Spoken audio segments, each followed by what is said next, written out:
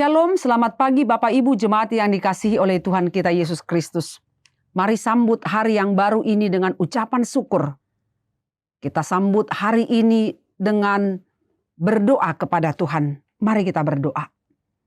Tuhan Allah Bapa kami bersyukur berterima kasih untuk kehidupan yang masih Tuhan terus anugerahkan kepada kami.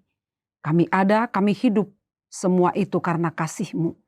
Engkau yang terus menganugerahkan nafas kehidupan kepada kami. Dan jika kami ada pada saat ini, tentu Engkau mengharapkan hal yang baik yang boleh terlihat melalui sikap dan perbuatan kami. Kami akan melakukan berbagai kegiatan kami pada hari ini. Namun sebelumnya kami datang kepadamu.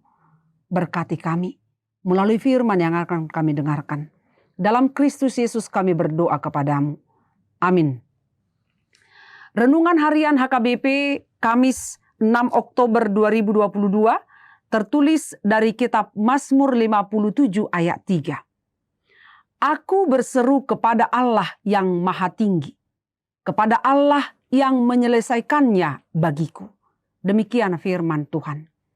Jemaat yang dikasihi oleh Tuhan kita Yesus Kristus, tak bisa kita bayangkan bagaimana perasaan Daud saat dia diperhadapkan dengan orang-orang yang membencinya. Orang-orang yang tak menginginkan kehidupan Daud.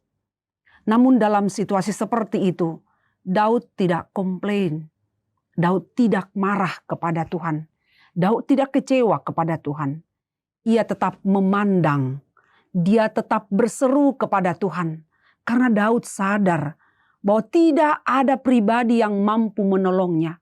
Tidak ada pribadi yang sanggup menolongnya selain daripada Allah.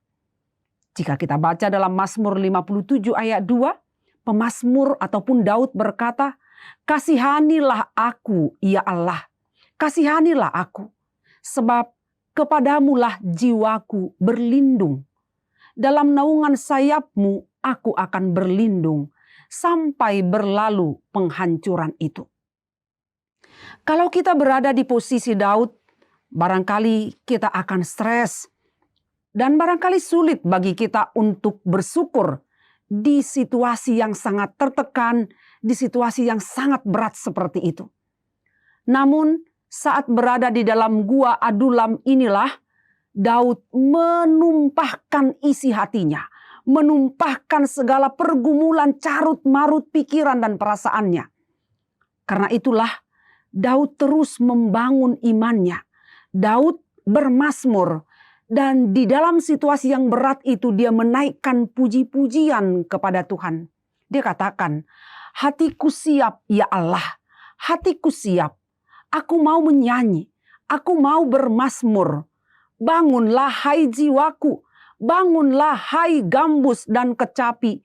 Aku mau membangunkan fajar." Boleh kita lihat dalam Mazmur 57 ayat 8 sampai dengan ayat 9. Daud sangat percaya di mana ada pujian bagi Tuhan, di situ pasti ada lawatan roh Tuhan. Ini indah sekali. Sekali lagi, Daud percaya di mana ada pujian bagi Tuhan, di situ pasti ada lawatan roh Tuhan. Ya, boleh kita lihat itu di dalam Mazmur 22 ayat 4. Engkaulah yang kudus yang bersemayam di atas puji-pujian orang Israel. Ketika berada di gua Adulam, Daud tetap membangun cara hidup sebagaimana yang biasa dia lakukan setiap hari.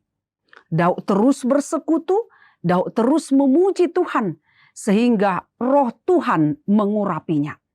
Karena roh Tuhan ada padanya, keberadaan Daud akhirnya membawa dampak yang luar biasa terhadap dirinya, terhadap orang-orang yang ada di sekitarnya. Karena pujiannya kepada Tuhan dan karena dia terus berharap kepada Tuhan, dia mengalami dampak yang begitu baik.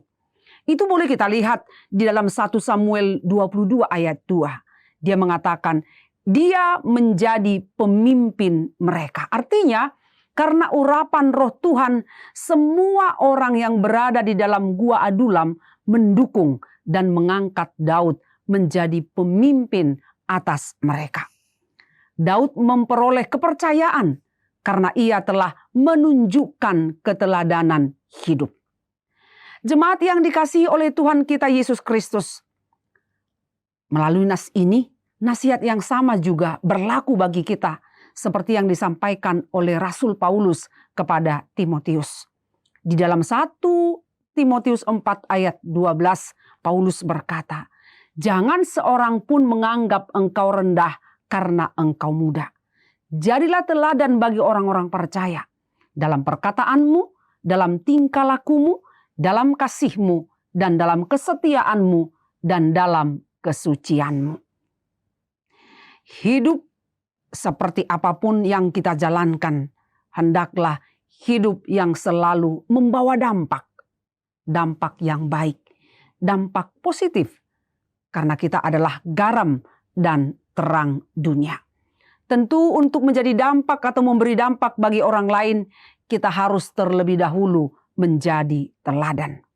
Jemaat yang dikasihi Tuhan kita Yesus Kristus, marilah dalam hari-hari ini, dalam perjalanan hidup ini, kita selalu berseru, kita selalu percaya kepada Allah bahwa Dialah yang mampu menyelesaikan segala pergumulan, persoalan, bahkan tantangan, juga sakit penyakit yang ada dalam tubuh kita. Amin, kita berdoa. Allah yang maha tinggi, Allah yang kami sembah dalam Kristus Yesus, terima kasih untuk firman-Mu. Engkaulah yang kami tinggikan, Engkaulah yang kami puji. Bahkan di saat diperhadapkan kehidupan kami dengan kenyataan yang tidak mudah, kami diperhadapkan dengan pergumulan yang berat, tapi kami mau bermazmur, kami mau memuji memuliakan Engkau. Seperti Daud yang percaya, hanya Engkau satu-satunya Allah, pribadi yang mampu menolong. Itulah juga harapan dan kepercayaan kami. Engkau akan menolong kami terus dan akan memenangkan kami atas pergumulan dan persoalan hidup yang ada pada kami. Terima kasih. Firman-Mu ini menjadi pedoman bagi kami untuk selalu kami renungkan di setiap perjalanan hidup kami.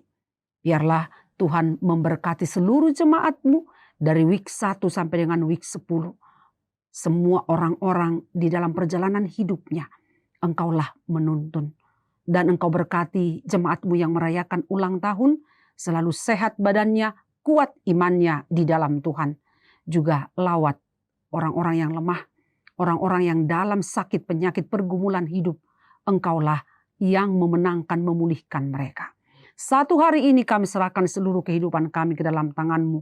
Dahuluilah kami dalam setiap tindakan, perbuatan, dan kata-kata kami. Ampuni kami Tuhan atas segala dosa kami. Dalam Kristus Yesus kami berdoa kepadamu. Anugerah Tuhan kita Yesus Kristus, kasih setia Allah Bapa, dan persekutuan dengan Roh Kudus kiranya menyertai kita selama-lamanya. Amin. Selamat pagi, selamat beraktivitas, selamat merayakan kehidupan ini. Tuhan Yesus memberkati kita. Horas.